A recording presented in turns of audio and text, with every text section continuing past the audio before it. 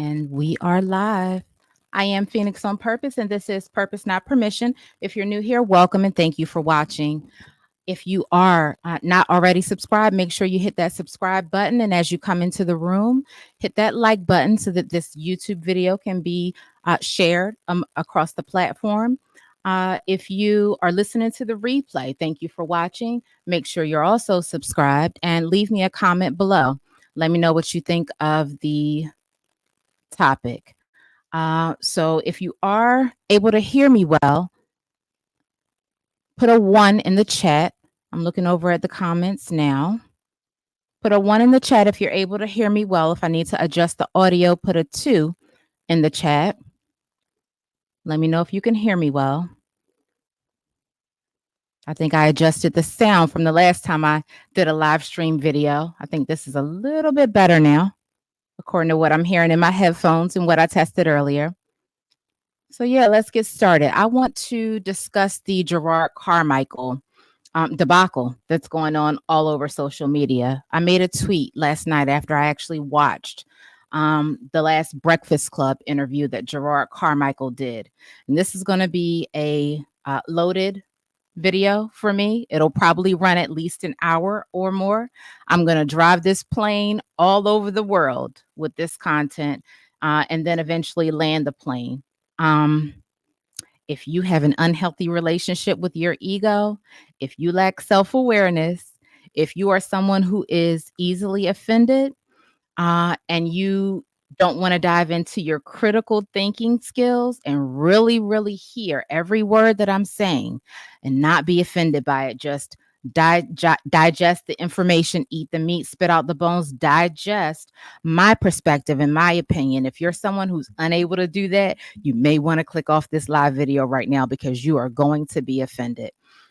Specifically, I am speaking to us, the Black community, particularly social media culture, obviously, right? I'm a little perturbed behind the Jerrod Carmichael situation. Reason being is because I highly admire him. I have a whole lot of admiration and respect for Jerrod Carmichael.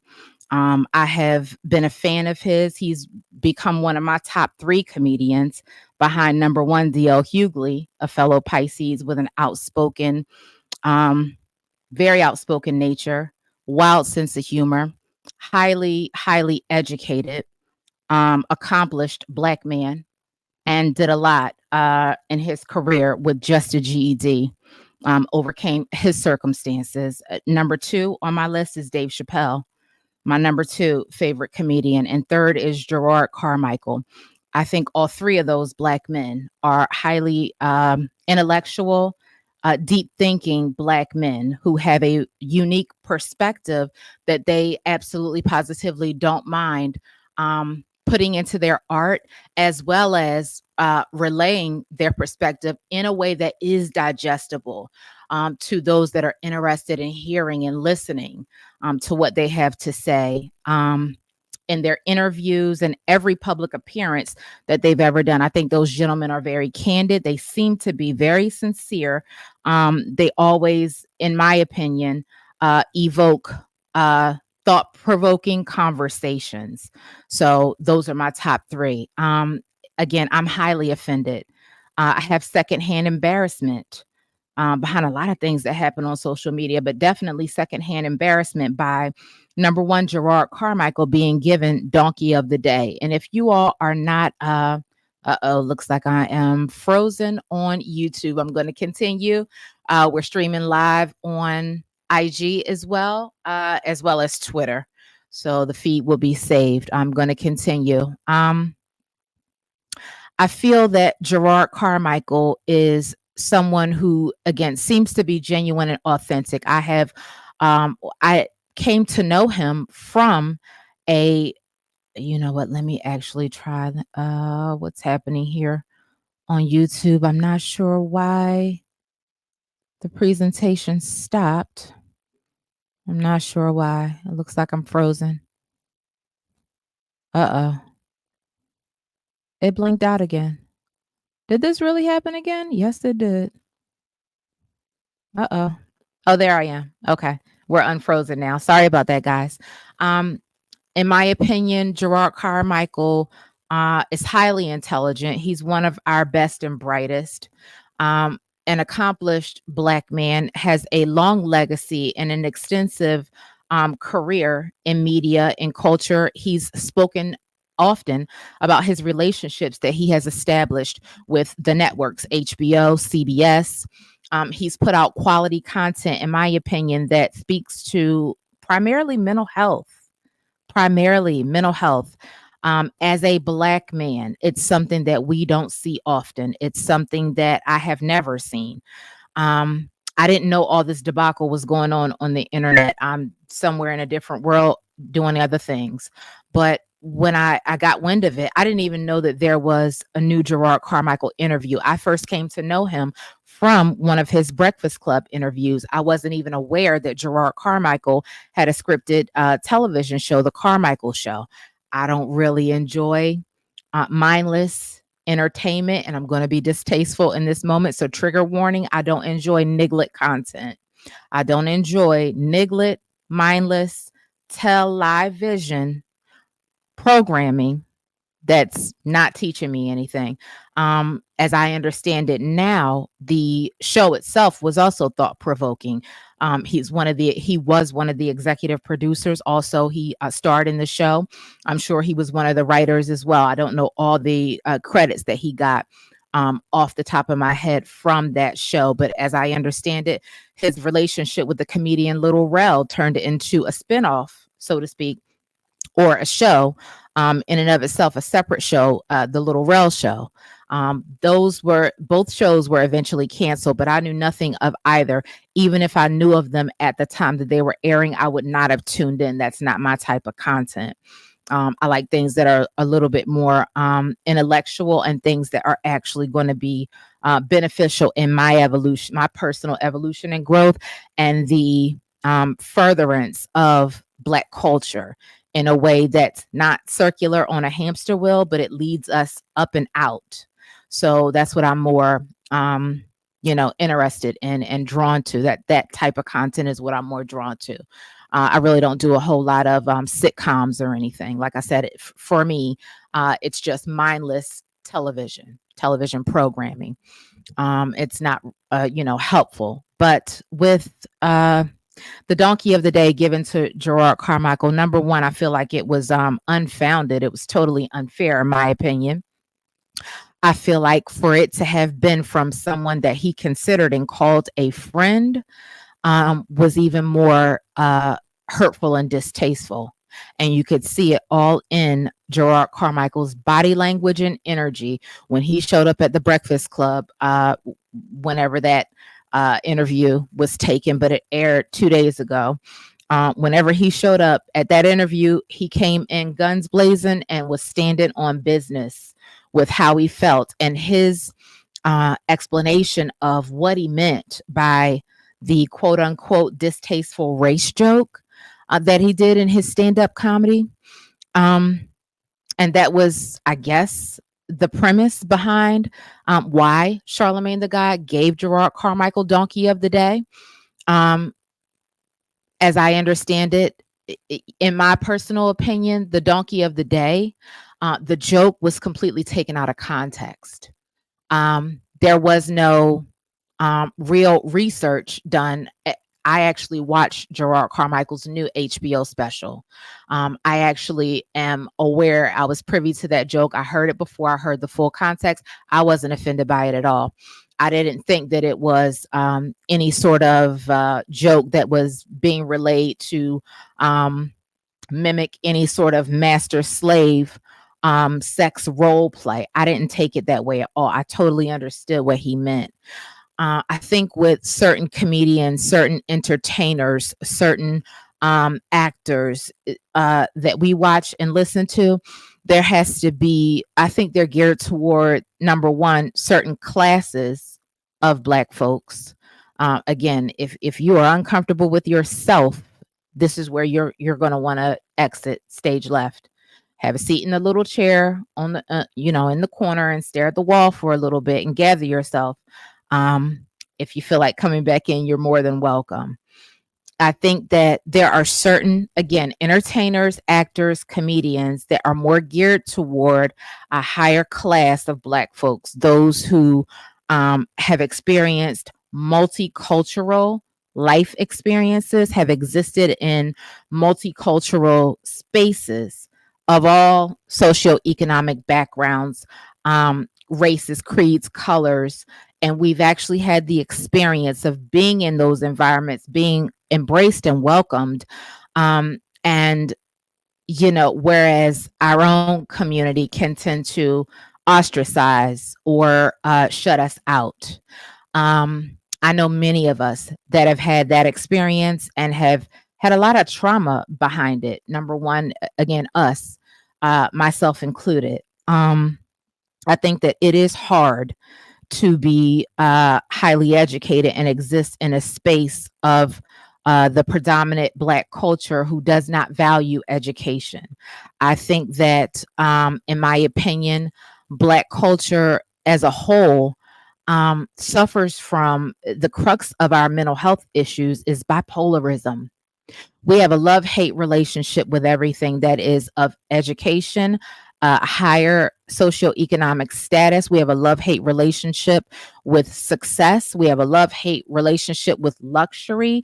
We have a love hate relationship with seeing other people win in love relationships, specifically Black women who wind up in hypergamous love relationships where they are stay-at-home wives and mothers, and they are provided for, and they take on the submissive role of the housewife. We have a bipolar relationship with seeing those archetypes and tropes played out in real life. We say that we root for Black love and Black excellence, but at the same time, we hate on it with a visceral response.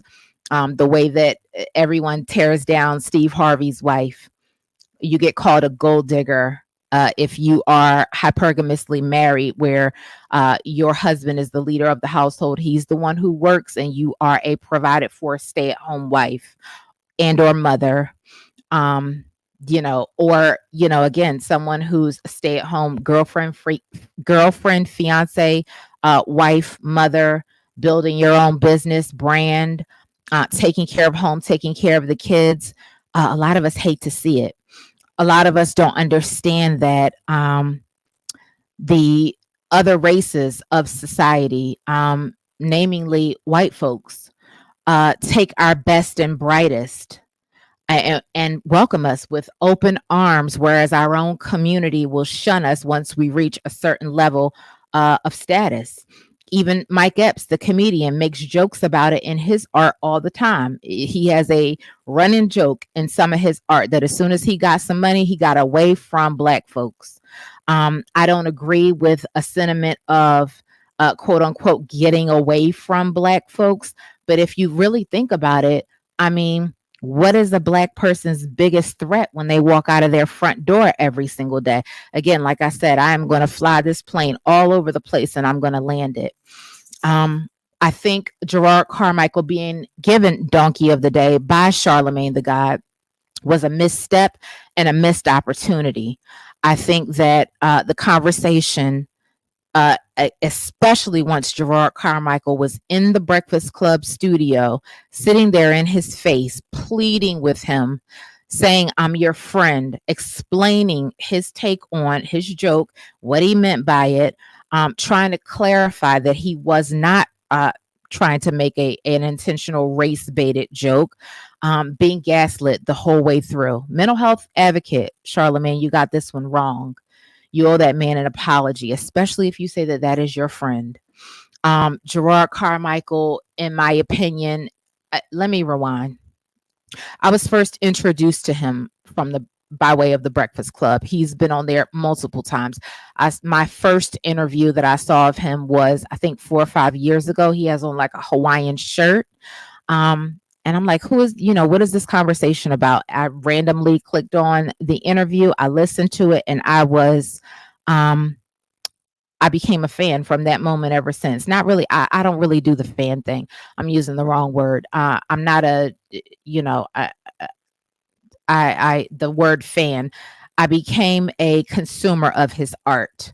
I wanted to know more about him. I went on a deep dive. I've seen all of his HBO comedy specials, his stand up. It's very thought provoking, highly intelligent, highly intellectual. That man is a genius, in my opinion.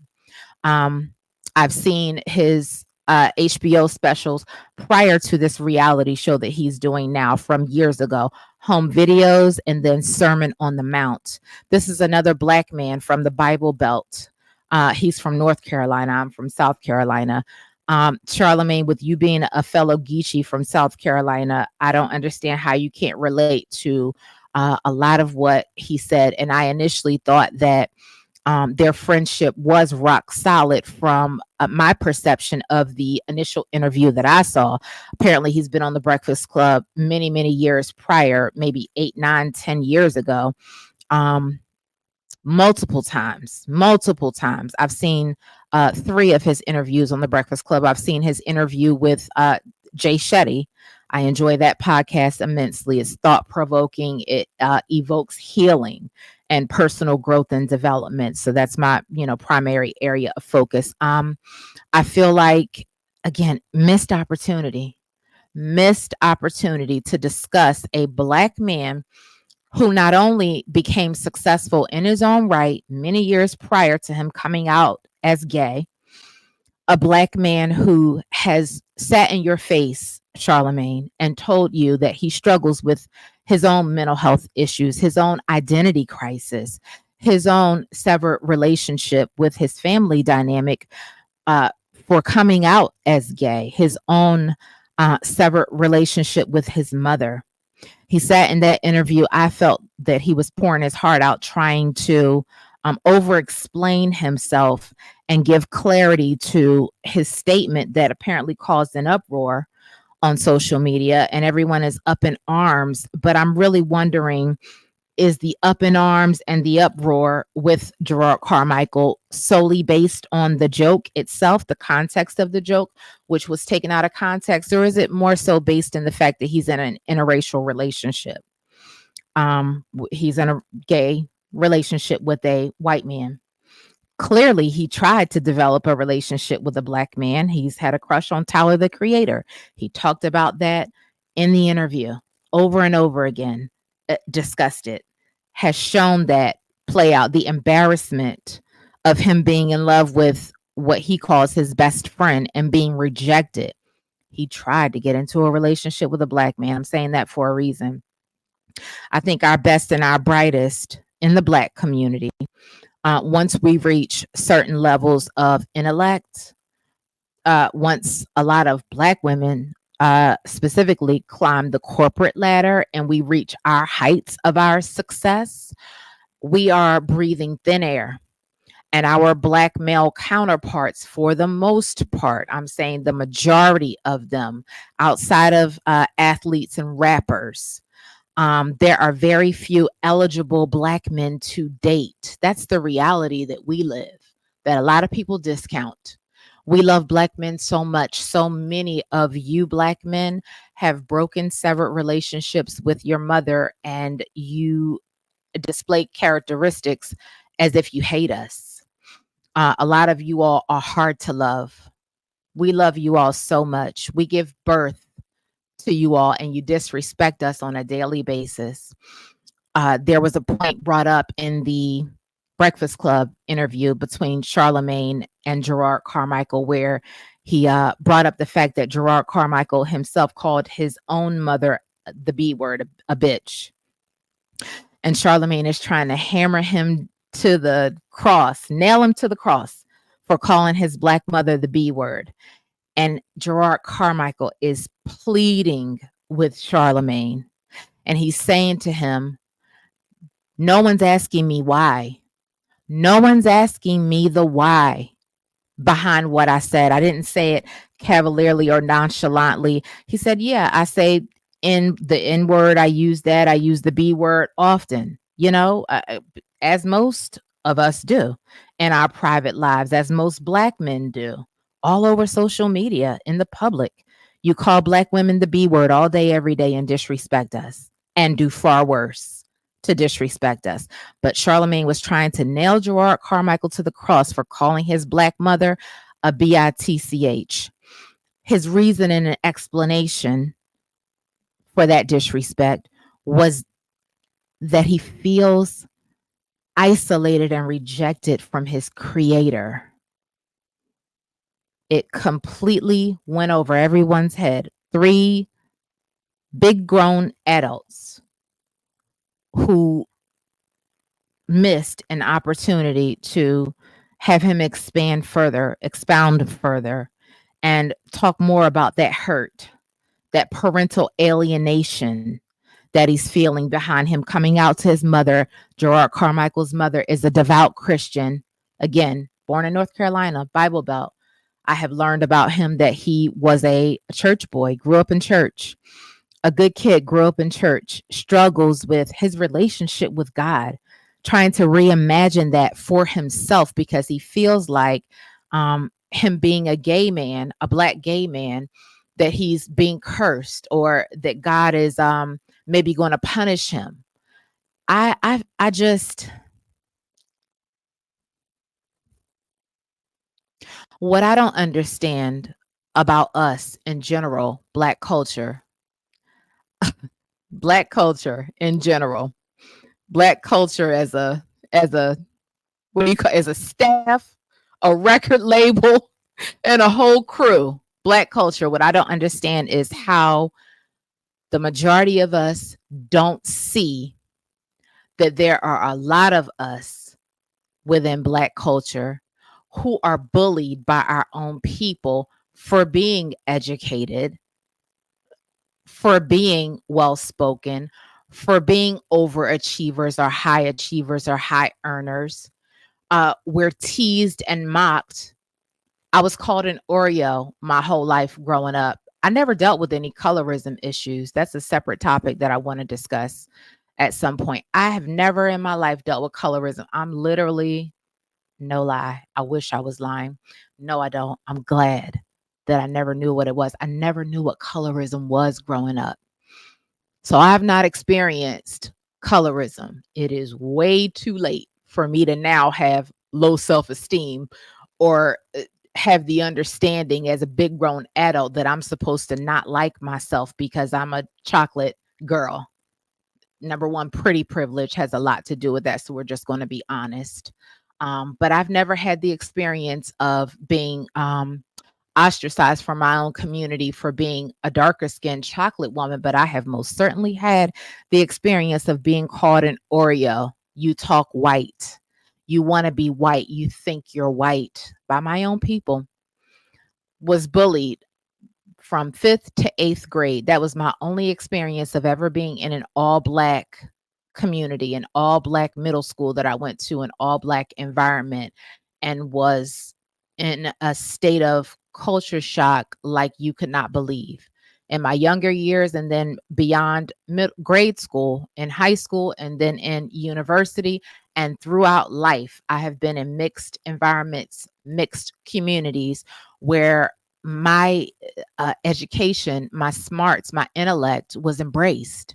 It wasn't until I got around us nigglets that I was teased for speaking English. I understand now what that was. It was other people's projections, their own insecurities. A whole lot of us today still can't and don't read and don't teach the babies how to read because we can't. But we're on social media all day, every day, typing and displaying the worst of the worst hood rat and beef behavior all over social media. But then we have so much to say about those who come from two-parent households, uh, come from something and not the mud. I didn't get anything out of the mud. I'm proud to say that. I had a grandmother who could not read or write. I had a mother who was not having it. A lot of us have that shared experience of all of the trauma that we've ever experienced came from our own people. I'm one of those, right? All the unpacking that I've ever had to do has come at the hands of my own people. The teasing, the bullying, the being called a bourgeois and an elite, and you are somehow supposed a self-hating Black American, and somehow trying to assimilate to white culture because you want to be excellent as a person and in your field and you want to excel. Um, Not understanding that, again, the air becomes very rare and it is hard to cultivate Black partnership, Black friendships, uh, maintain connection with family members, friends, needing to separate and leave people behind who display a certain level of low class behavior that's just not acceptable outside of the ghetto, not acceptable outside of the hood, only qualifies you for careers at Popeyes flipping French fries. And then that same subsector of Black folks pretends that you want your children to break generational curses, and you want your children to be educated and successful. But again, that love hate relationship, the bipolarism, I I highly admire Childish Gambino, Donald Glover. I highly admire so many others, but I'm speaking specific Black men, high earners, high achievers in areas and arenas outside of sports and rap music. Donald Glover, Idris Elba, um, Frank Ocean. Like I said, Tyler the Creator, I think as a human being, in my personal opinion, is a tad bit goofy. His personality, but his art and his work is phenomenal. I am a fan of his music.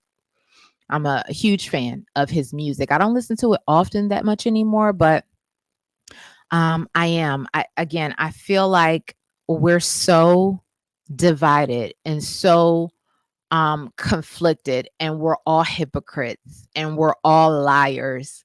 We don't know what we want, but we want to spin others in circles, gaslight us.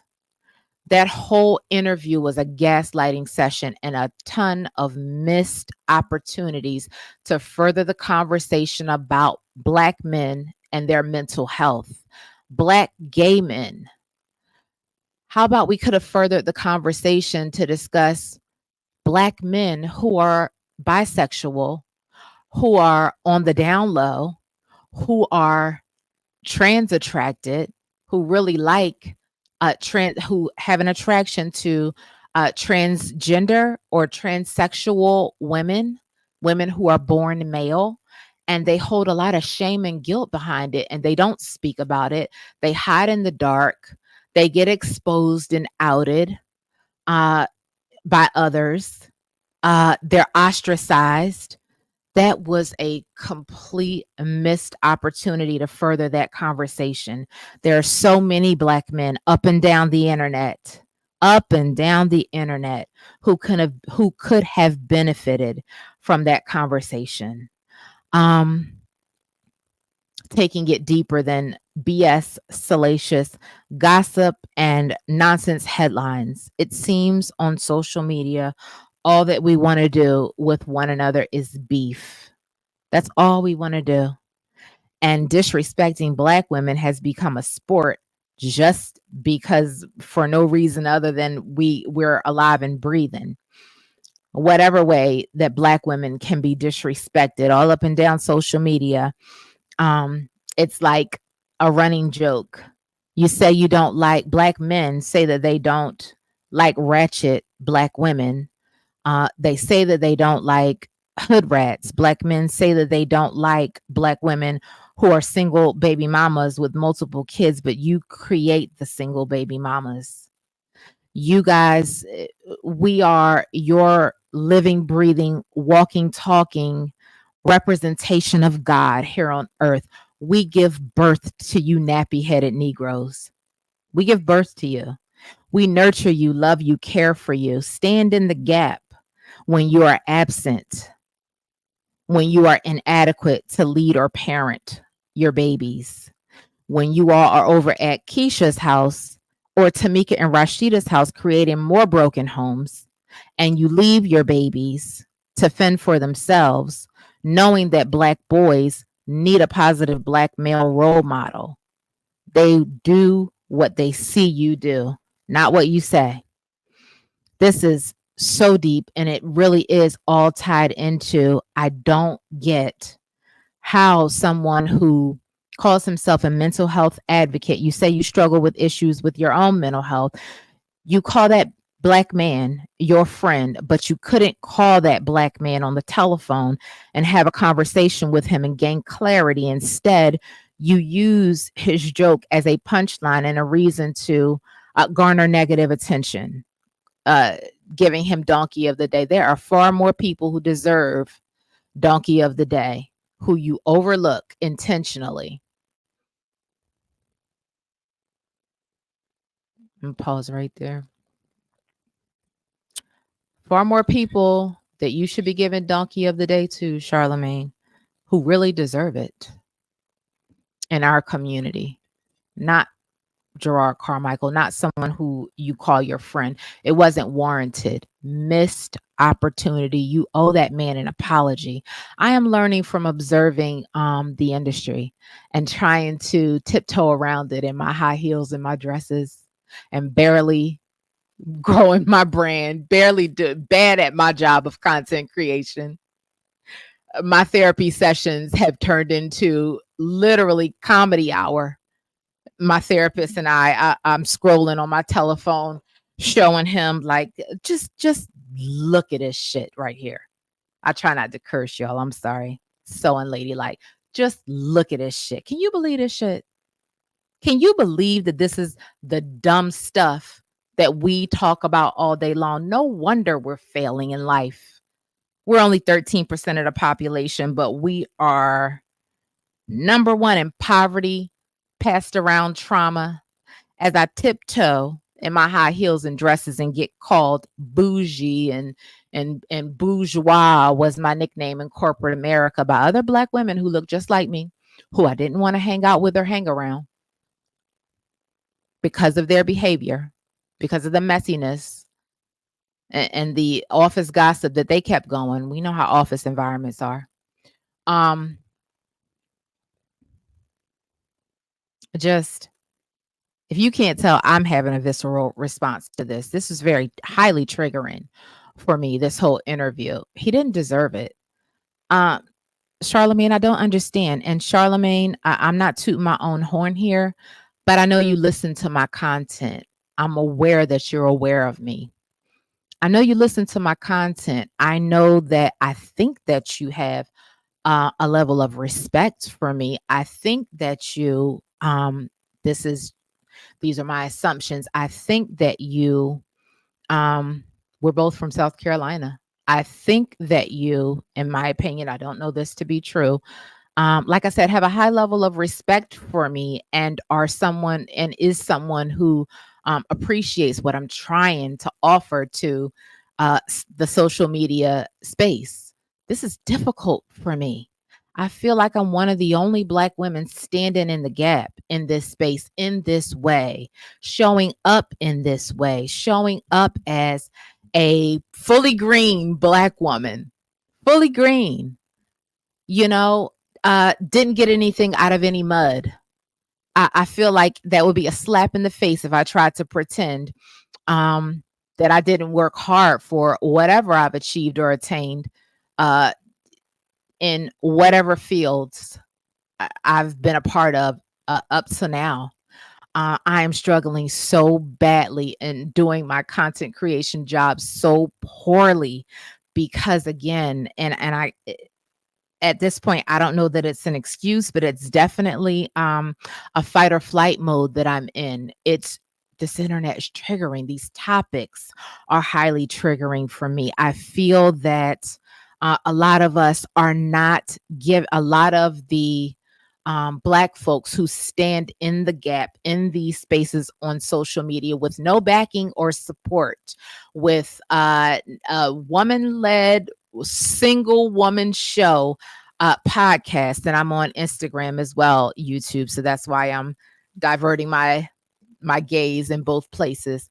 I feel like, again, I'm one of the only ones standing in the gap in this space, in this way, showing up in this way with this sort of these sort of talking points, conversations that are necessary and that matter and that will move us forward without any support or backing. Like I said, doing a bad job at it because of some of my takes. And I'm so afraid to say things that are offensive to us. But at the same time, I feel it necessary to say the things that are offensive to us, to shake us up. Charlamagne, you got this one wrong. I know you listen to me. I know you do. You may not listen to every single video I do. You may not listen to all my content, but I know that you listen. I know that you're aware of who I am. My opinion of you, Charlamagne, is that you are also another brilliant Black man. Brilliant. You, I feel, have a genius quality about you that you dumb down when you are on the Breakfast Club because, and you know what you're doing. You do it purposefully because you know your audience. I feel like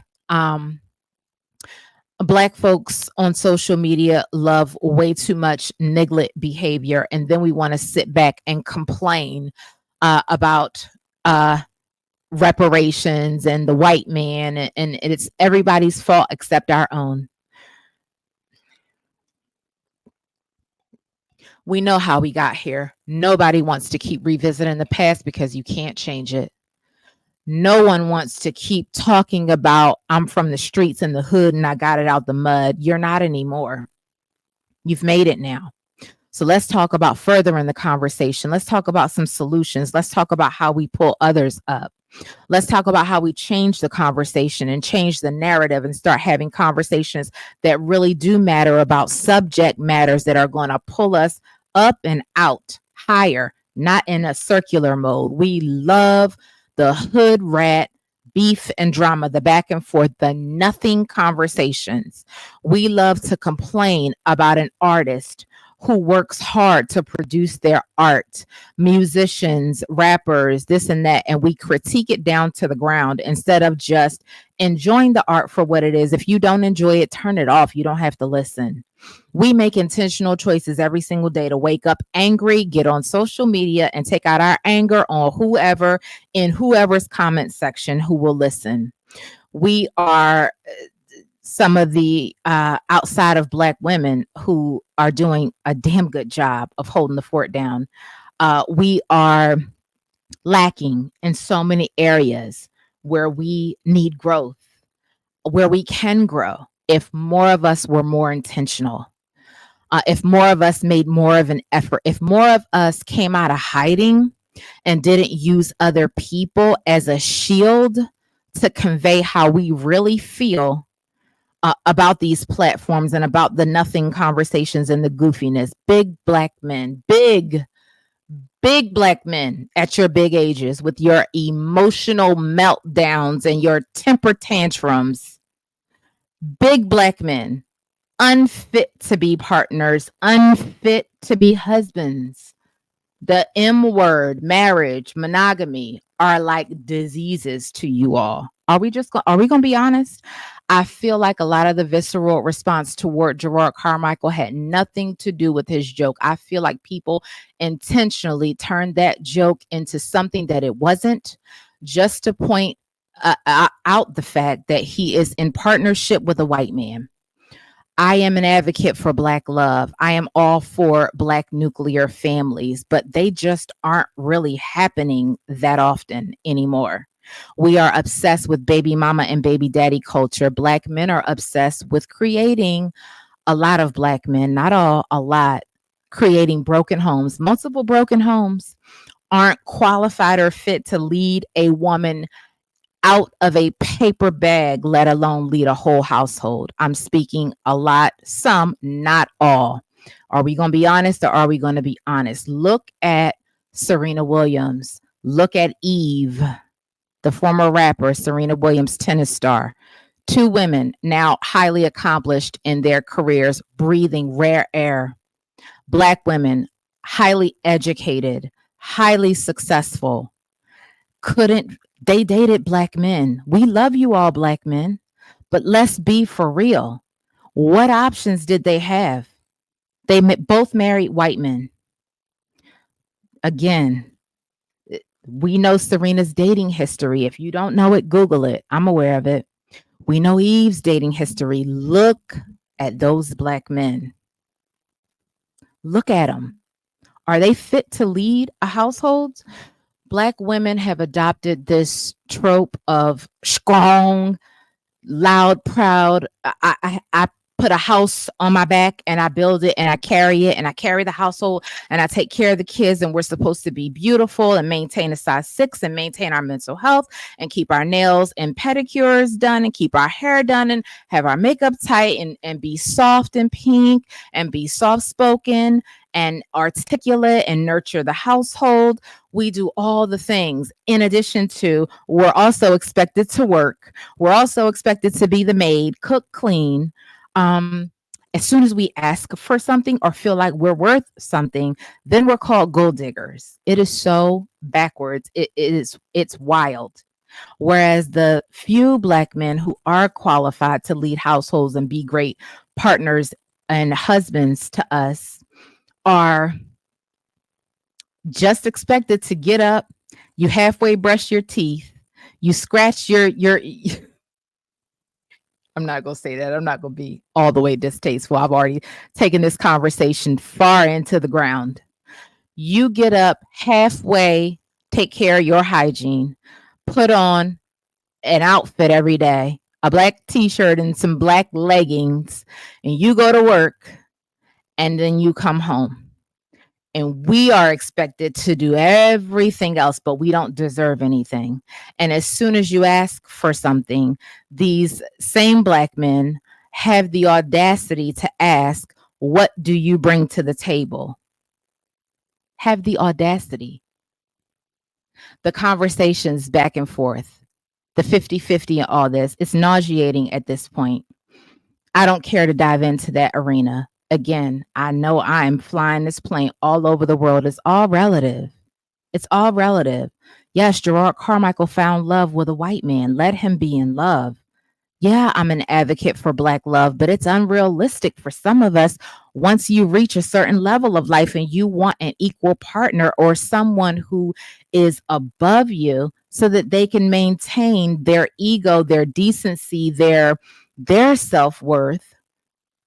We don't want to emasculate our partner.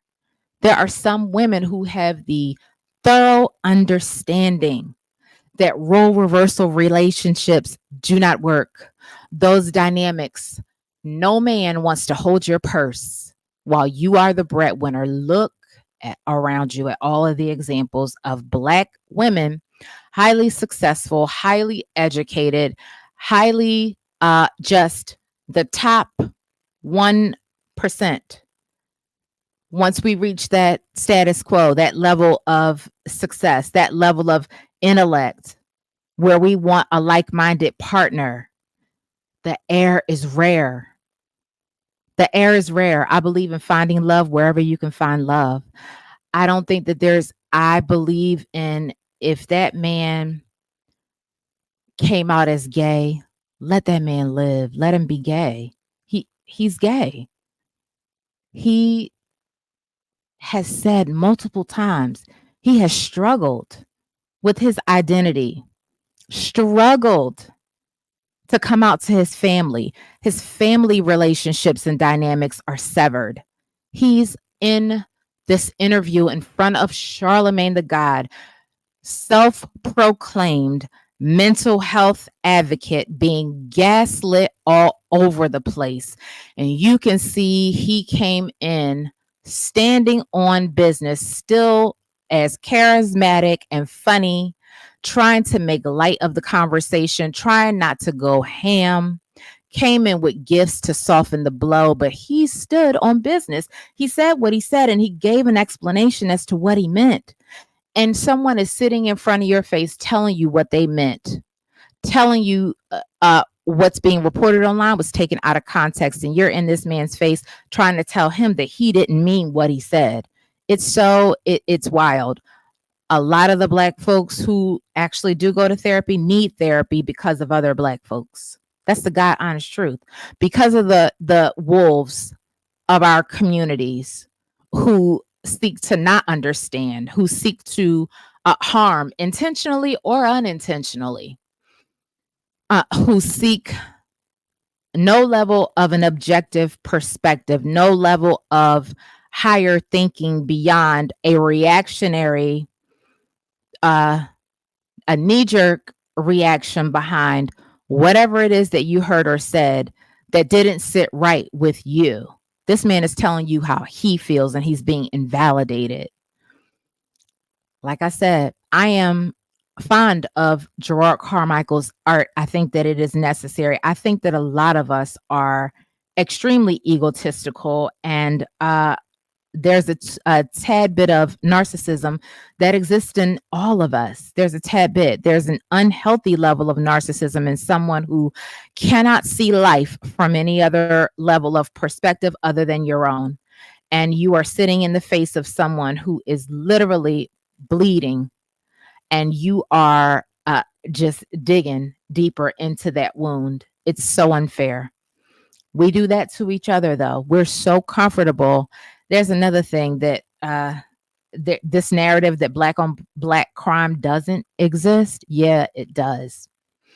It's evident all over social media every single day. Black on black violence, black on black crime. That young black man, Charlemagne, is supposed to be your brother. We harm each other every single day because we're so familiar with one another, but you would not give that same energy to your white, to some of the white men some of your white colleagues, some of the white men that you are in business with, that you do business with, I haven't seen it. I recently saw the one clip. And again, this for me has all come full circle within the last 24 hours. I didn't know any of this was going on, but I recently saw the clip where you aired out, the bosses of iHeart, because of you not getting a response back as to why the Breakfast Club has the radio portion of the show has been canceled in the Atlanta market. I get it. I hear you. But you don't give white folks the same level of smoke that you give your own. A lot of us do not. We feel so comfortable disrespecting each other. Black men, in particular, again, we give birth to you nappy headed Negroes. We are the ones who take care of your black boys and our black nephews and our black cousins and our black brothers when you guys are absent, when you go to prison, when you are over down at Rashida and Keisha's house, just in the wind for no reason. We stand in the gap. You all disrespect us every day, all day. You call us the B word. You say that you don't like hood rats, or you say that you're tired of the twerking and all that online. You say, you rallied behind Kevin Samuels and all his antics tearing down black women. He could have made his same points in a manner that was a lot more mature. I understood his point and what it was doing. I understood the premise behind. I think I understood the premise behind what he was doing. But at the same time, this is a black man who died on top of a random, and y'all were following this man. Died on top of a random, someone he didn't even know. Y'all rally behind him to disrespect black women in a group. But then you are the same men who will sit with one phone in your hand and the other hand on social media and on OnlyFans, staring at all the naked black women online, supporting the black women who disrespect themselves, who don't know any better, who are obviously broken, suffering with their own mental health issues and traumas that are unresolved, unaddressed. We don't talk about the molestation that goes on in the black community, which is also a cause of a lot of our traumas, unhealed hurt, unhealed brokenness. A lot of those women online that are naked are traumatized. introduced to sex way too early, no sex education, no proper guidance or role models in the home. I'm telling you, I'm taking this plane all over the world. These are things that need to be said. You all disrespect us on a continual basis, then we love you so much. You act as if you hate us. A lot of you all do not stand up for us. A lot of you all do not support us. If the audio is good, put a 1 in the chat. I see you all who have joined. Thank you for watching. I'm telling you. And this is not, listen, I'm just narrating what I observe. I'm just narrating what I observe. These are just facts. I'm definitely not bitter or hurt. I've healed my own, childhood wounds and traumas, through therapy. Like I said, at this point, my therapy sessions are comedy hour. They really are. Scrolling social media, like this is what I'm getting ready to talk about. Look at this foolishness. Look at the way we have to dumb ourselves down to talk about nothing conversations, circular conversations, and then have to take it so wide to make it a point that's actually useful and digestible, something that we can actually use as homework, food for thought, to be different and be better, to try and do it right the next time we're presented with this opportunity. Missed opportunity. That interview could have gone so differently. That man got on that platform, Jerrod Carmichael. He congratulated Jess, which I'm happy for her as well. I'm so happy for so many of us. If it weren't for social media, there's a large majority of us that would be still in the unemployment line or at McDonald's or Burger King. Social media is the only place that it is socially acceptable to display a lot of the behaviors that we display, a lot of the violence, a lot of the hate speech. I'm glad the social media rules and guidelines have changed behind the violence, hate speech, the unnecessary back and forth beef. Things escalate from social media and are taken to the streets in real life, and our young Black men are dying. And no one is standing in the gap. Not in any real way. Not in any real way. I'm not going to say no one. That was a misquote. That was a misstep on my part. There are very few of us, and our voices are so small. Some of us have large voices. Some of us are doing what we can. It's unfair for the few who are invested in change to take the whole culture on our back and carry it. It's a weight that I refuse to carry. It's a 300-pound gorilla that requires everyone to look in the mirror and do their own work. But see, social media rewards us for our bad behavior. So why not continue it? The beef content is pushed up in the algorithm. They want us to take ourselves out of here. They want us to harm one another. Black on black crime is a real thing. Sorry, it is. It's a real thing. There are some Black folks who intentionally leave their own environments and intentionally come into other environments and target Black folks to disturb and commit their crimes against, disturb the peace, menaces to society, criminally insane. Criminally insane. Black on black crime does exist. The mental health crisis in the Black community is so great, so large, so grand. It is such an issue that doesn't reach enough ears. Not enough of us are taking charge of our own mental health. And the same ones who will get in the comments, oh, you talking about mental health, talking about some therapy. Y'all are the ones that need it the most. You're the ones that need it the most. You are. You're the ones that need it the most to become more self-aware, peaceful human beings. Really love yourselves and each other. The first thing that's thrown out when you see an educated Black person, self-hate, want to be white, don't love themselves. Again, my nickname growing up was Oreo from 5th to 8th grade because I speak English. It's sad. Don't you want your kids to speak English? Don't you want your kids in high earning careers or entrepreneurs in their own right, or creatives, or whatever it is that they want to be? Don't you want your children to excel? I don't understand the love hate relationship that we have with everything that doesn't mirror bottom shelf, low vibrating, low hanging, toxic behavior. Anything that doesn't resemble street hood behavior is hated by the Black community. But at the same time, you say you want different. Pick a struggle. Which one is it?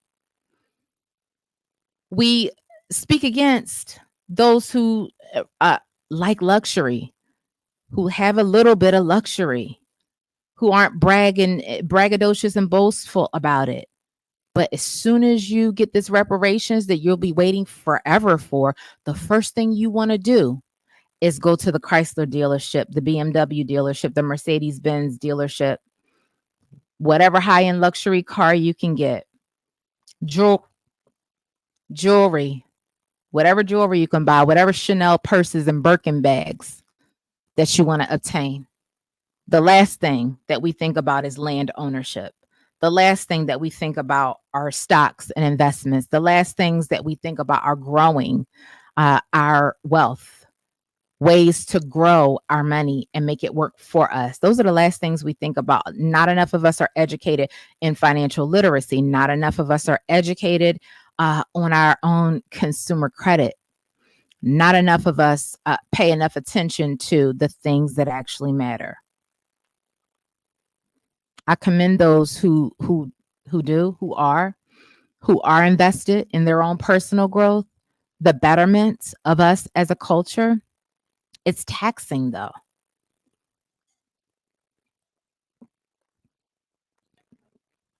It's extremely taxing to be one of the few.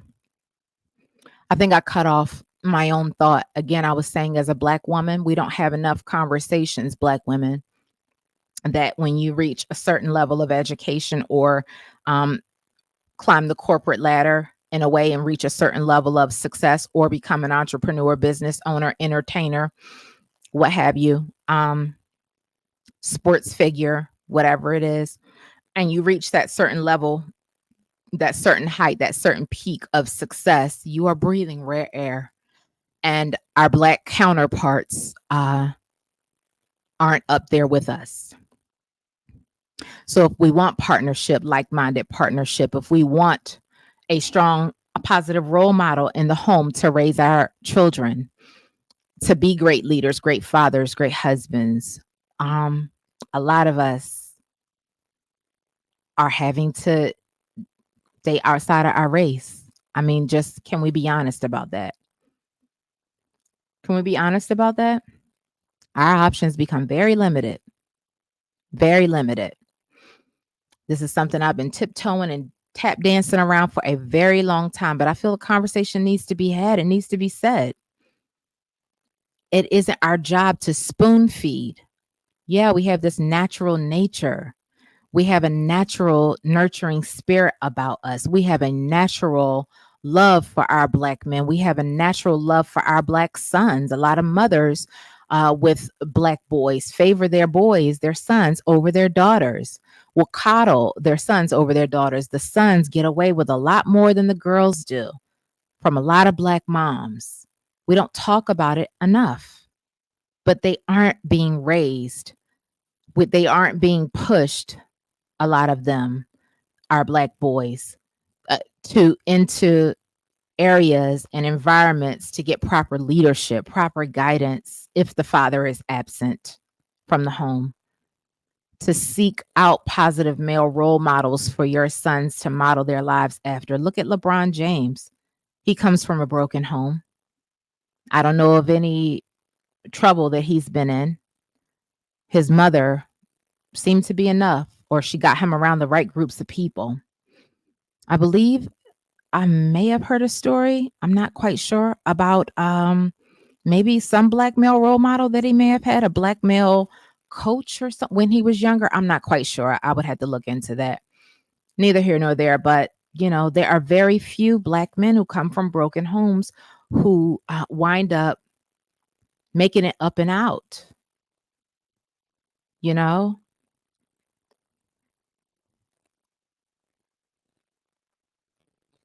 Again, that donkey of the day, the Breakfast Club interview, missed opportunity. Missed opportunity. I feel like Jerrod Carmichael thoroughly explained himself and apologized publicly to Dave Chappelle and was sincere in walking back, standing on his statements, but walking back the fact that he did it publicly. I have heard him say in interviews, like I said, I've been following him for about 5 years now.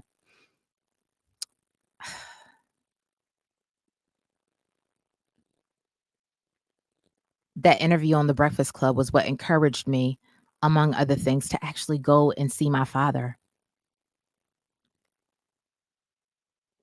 I'm taking this to heart because I feel a personal way.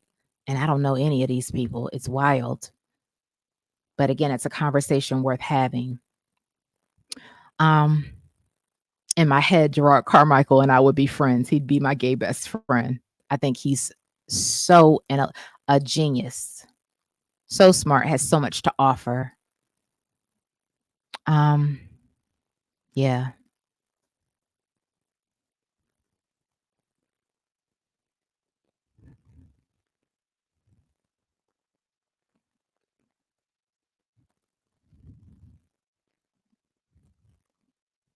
Sorry, guys, if that cut off for a second. The computer was giving me a notification. If you're in the chat, leave a one, leave a comment. Let me know if you're following me on this logic. It seems kind of scattered and erratic and all over the place, but it isn't. It isn't. It's all relative. Missed opportunity.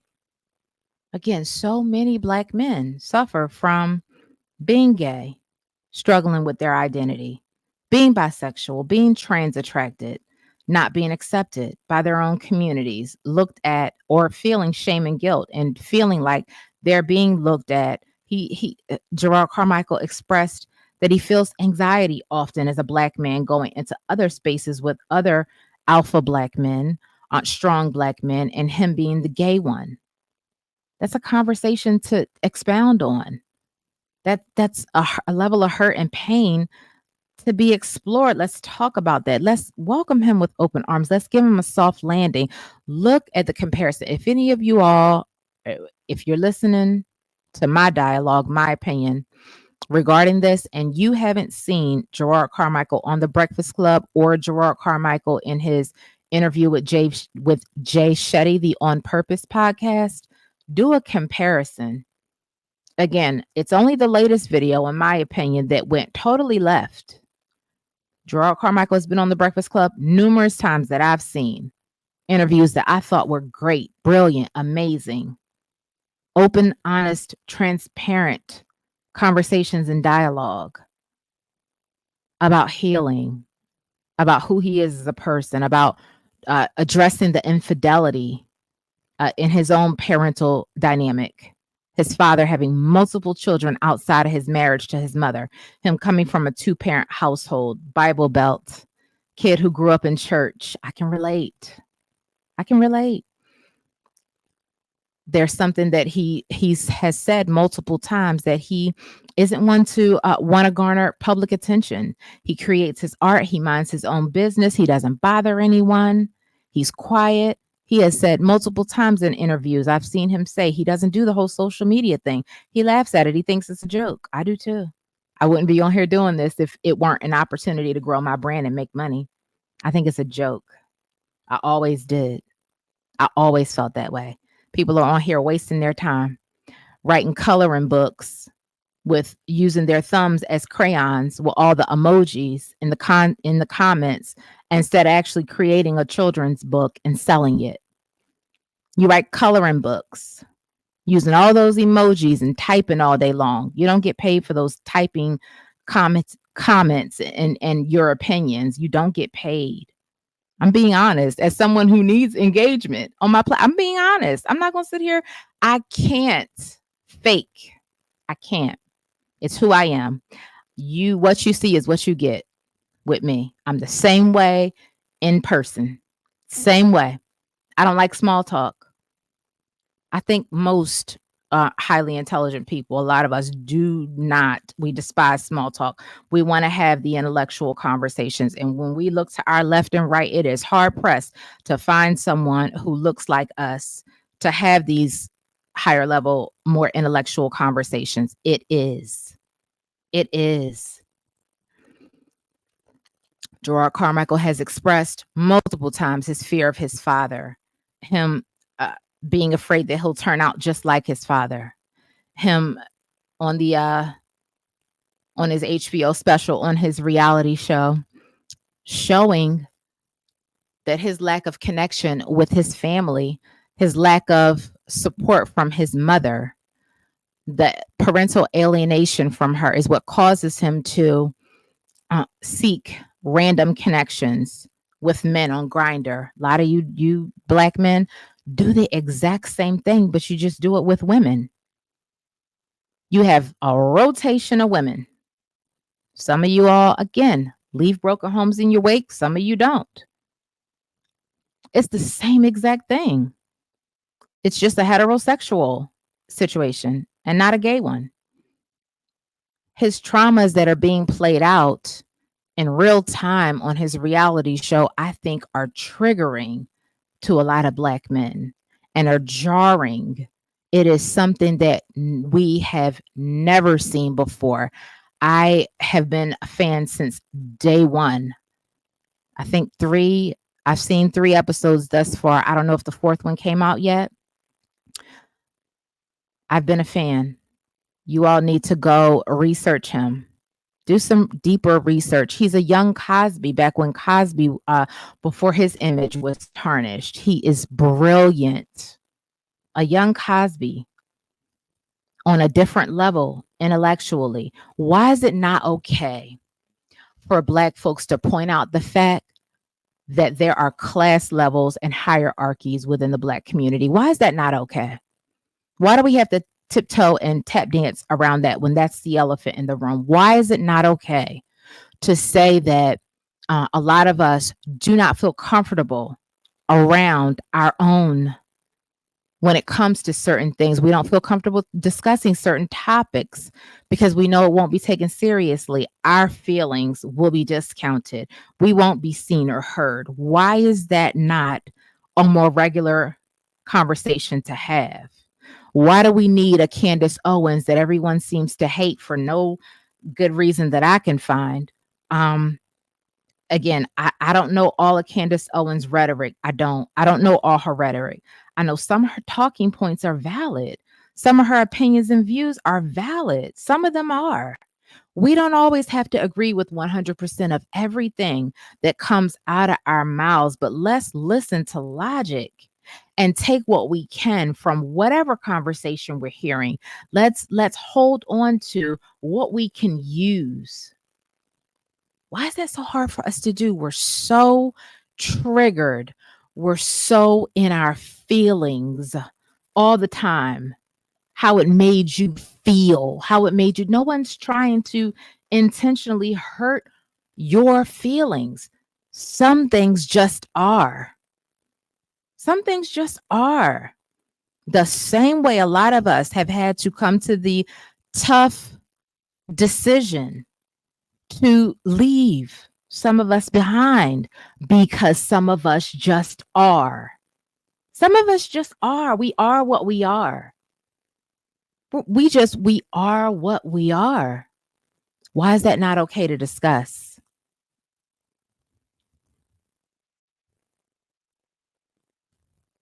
Like I said, do a comparison with Jerrod Carmichael's interview on Jay Shetty versus his latest interview on The Breakfast Club. Charlamagne, you're a brilliant man. You dumb yourself down to appeal to a lesser audience. You do it on purpose because when I see you in other spaces, you come alive.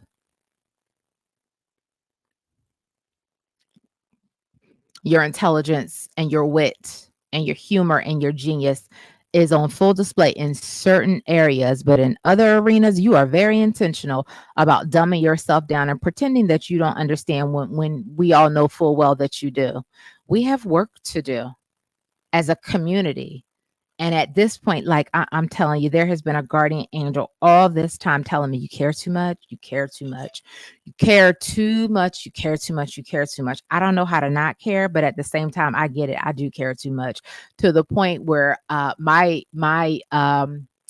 emotions and feelings are only active when I'm in this space, when I'm in this capacity. I'm telling you, other than that, for the most part, it's like it is the same thing every single day, and it's never going to stop. It's never going to end. It's never going to stop. Not until social media gets cut off and there is no more monetization and there is nothing else to gain from it. And then I guess maybe we'll be, a lot more of us will be back in the street harming each other because we don't know how to heal. A lot of us, we're not taught how to love ourselves. You want to talk about some self-hate because he's dating a white man. Self-hate for anyone who finds love outside of our own race. Self-hatred? Is that what you really want to say to those who find love where they can find love? As an advocate of Black love, self-hate, really? The self-hate is perpetuated all day, every day against your own brother and sister. Even when they're in your face pleading with you for clarity and understanding, he's asking over and over again, please stop. I understand Harvey Levin of TMZ doesn't care about destroying people's lives. He doesn't care, is what Jerrod Carmichael said out of his own mouth, the TMZ platform. They do not care. They do not care. They have their own interests at heart. They have their own vested interests. But he said, as a friend, I'm asking you, please, please don't do that. I'm a person. My boyfriend is a person. I'm asking that you please not do this. Charlamagne, you just kept going. I'm like, what is he on? What is he on? I was so disappointed, in disbelief. Thank you everyone for joining. I was so disappointed. I was in complete, just utter disbelief. I couldn't believe it.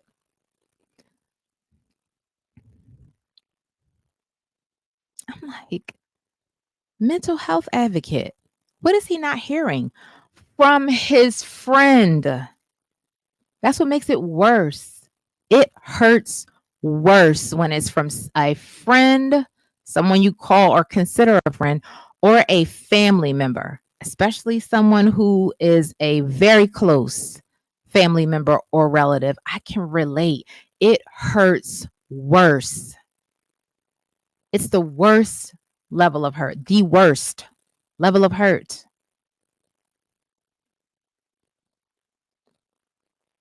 You all, I haven't learned yet how to present.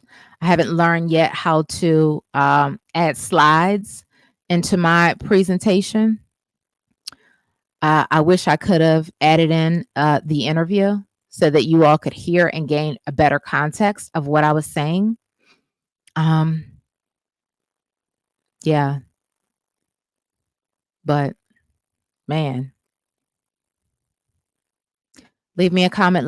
Let me know what you think about my opinion, my take. Let me know what your opinion, your take is. Do some full homework and research. Use your critical thinking skills.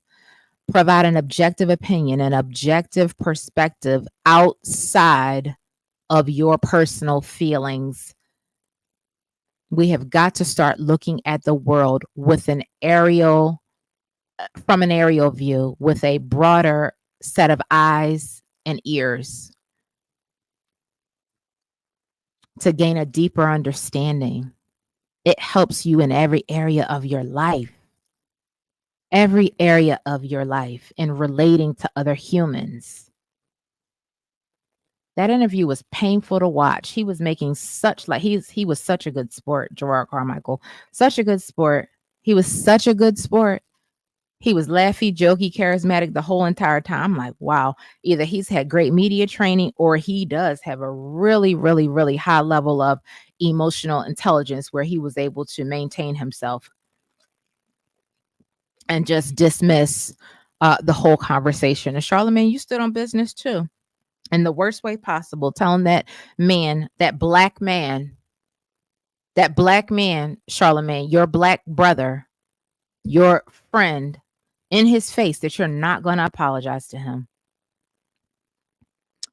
Both of y'all stood on business. But that's what we see all day, every day from you big black men. You big black men, which at your big ages,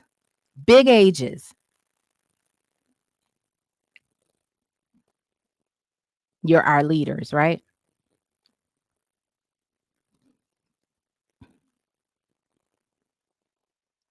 Black women are expected to bear the weight of the world. Still love you, nappy headed Negroes. Love you through everything. Excuse your behavior. Excuse the levels of toxicity that you guys sometimes display.